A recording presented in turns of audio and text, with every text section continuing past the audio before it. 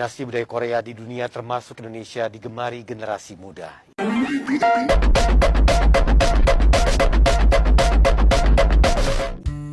Halo teman-teman semuanya, selamat datang di video edukatif kelompok 2. Di era yang serba digital seperti sekarang, kita tidak bisa lepas dari pengaruh globalisasi dalam kehidupan sehari-hari. Mulai dari cara kita berkomunikasi, berbelanja, sampai mengkonsumsi informasi. Nah, di tengah arus perubahan yang begitu cepat ini, muncullah pertanyaan-pertanyaan penting. Bagaimana kita sebagai bangsa Indonesia tetap bisa mempertahankan identitas dan nilai-nilai luhur kita? Gimana sih caranya? Nah, di video kali ini kita akan membahas tentang implementasi dan tantangan-tantangan nilai Pancasila di era globalisasi. Selamat menyimak. Selanjutnya, saya Rayanatul Aini dengan NIM 2505818 akan menjelaskan dampak globalisasi. Sebelum masuk ke pembahasan utama, kita perlu memahami dulu apa itu globalisasi. Globalisasi adalah proses integrasi dan interaksi antar negara yang mencakup bidang ekonomi, sosial, budaya, dan teknologi yang terjadi secara masif dan lintas batas.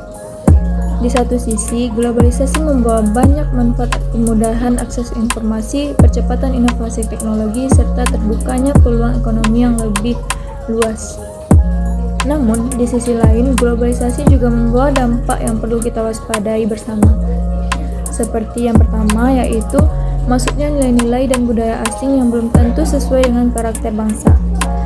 Yang kedua, melemahnya rasa solidaritas sosial. Yang ketiga, maraknya penyebaran informasi yang tidak dapat dipertanggungjawabkan kebenarannya di media sosial.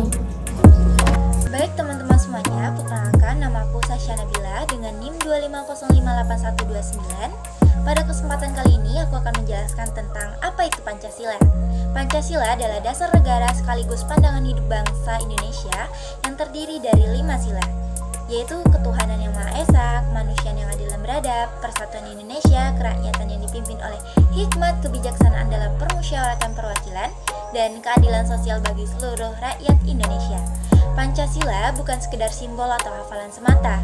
Ia adalah identitas dan fondasi moral bangsa yang harus kita jaga, hayati, dan implementasikan dalam kehidupan nyata, terutama di tengah zaman yang terus berkembang ini. Perkenalkan, nama saya Ramadhani Aulesa Fitri dengan NIM 2505841 menjelaskan tentang tantangan individualisme dan budaya asing. Nah, berbicara soal tantangan, salah satu yang paling terasa di era globalisasi saat ini adalah meningkatnya individualisme. Semakin banyak orang yang cenderung mementingkan diri sendiri dan kurang peduli terhadap lingkungan sekitarnya. Contohnya, sikap gotong royong yang dulu menjadi ciri khas masyarakat Indonesia perlahan mulai terkikis.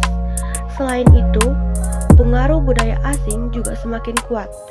Kita melihat bagaimana tren dari luar negeri begitu mudah diadopsi tanpa filter. Sementara budaya lokal kita justru kurang mendapatkan perhatian. Misalnya, banyak generasi muda yang lebih hafal lagu-lagu luar negeri dibandingkan daerahnya sendiri, atau lebih tertarik mengadopsi gaya hidup asing tanpa mempertimbangkan kesesuaiannya dengan nilai-nilai Pancasila. Baik, perkenalkan nama saya Salbianti dengan NIM 2505847. Saya akan menjelaskan tantangan media sosial dan toleransi. Selain individualisme dan pengaruh budaya asing, tantangan besar lainnya datang dari penyalahgunaan media sosial. Hoaks, ujaran kebencian, dan konten provokatif begitu mudah tersebar dan dapat merusak persatuan bangsa. Kita seringkali lebih mudah terprovokasi oleh informasi yang belum tentu benar daripada meluangkan waktu untuk berpikir kritis terlebih dahulu. Di samping itu, rasa nasionalisme dan toleransi juga menghadapi ujian yang tidak ringan. Perbedaan suku, agama, dan budaya yang seharusnya menjadi kekuatan justru seringkali dijadikan alat untuk memecah belah. Padahal, nilai-nilai Pancasila mengajarkan kita untuk merayakan perbedaan sebagai sebuah kekayaan, bukan sebagai sebuah ancaman. Lalu, bagaimana kita mengimplementasikan nilai-nilai Pancasila di tengah semua tantangan ini ya? Yang pertama, kita menghargai perbedaan. Kita bisa mulai dari hal-hal sederhana seperti berteman tanpa membedakan latar belakang dan bersikap terbuka terhadap pandangan Implementasi yang kedua yaitu menggunakan media sosial secara bijak. Sebelum menyebarkan informasi, biasakan untuk mengecek kebenarannya terlebih dahulu. Gunakan media sosial sebagai sarana yang mempererat, bukan memecah belah. Nah, implementasi yang ketiga yaitu menjaga dan melestarikan budaya lokal. Kita bisa aktif mempromosikan budaya daerah kita baik secara langsung maupun melalui platform digital. Bangga dengan identitas budaya sendiri adalah bentuk nyata dari pengalaman Sila Persatuan Indonesia. Selanjutnya, implementasi peristiwa yang keempat, yaitu mengedepankan musyawarah. Dalam mengambil keputusan baik dalam kelompok kecil seperti keluarga maupun yang lebih besar, utamakan diskusi sehat dan menghargai setiap pendapat. Kelima, mempererat gotong royong dan kepedulian sosial. Tidak harus dalam skala besar, dimulai dari hal kecil, seperti membantu tetangga, berpartisipasi dalam kegiatan lingkungan, atau berdonasi untuk sesama. Sudah merupakan bentuk nyata pengalaman nilai-nilai Pancasila. Selanjutnya, implementasi nilai Pancasila yang keenam adalah berpikir kritis dan bertanggung jawab.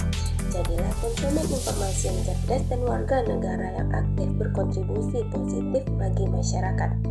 Selain itu, penerapan Pancasila juga bisa dimulai dari lingkungan sekolah maupun kehidupan sehari-hari. Misalnya dalam menghormati guru, menjaga kerukunan, serta ikut serta dalam kegiatan kerjasama dan gotong royong. Di daerah digital sekarang ini, kita sebagai generasi muda harus bisa bijak dan bertanggung jawab menggunakannya. Jangan mudah terpengaruh oleh berita negatif yang belum tentu kebenarannya. Dengan penerapan sikap disiplin, toleransi, rasa peduli sesama, kita dapat menjaga nilai Pancasila agar tetap hidup di tengah perkembangan zaman. Teman-teman, globalisasi memang sebuah keniscayaan yang tidak bisa kita hindari, tapi bukan berarti kita harus hanyut di dalamnya begitu saja.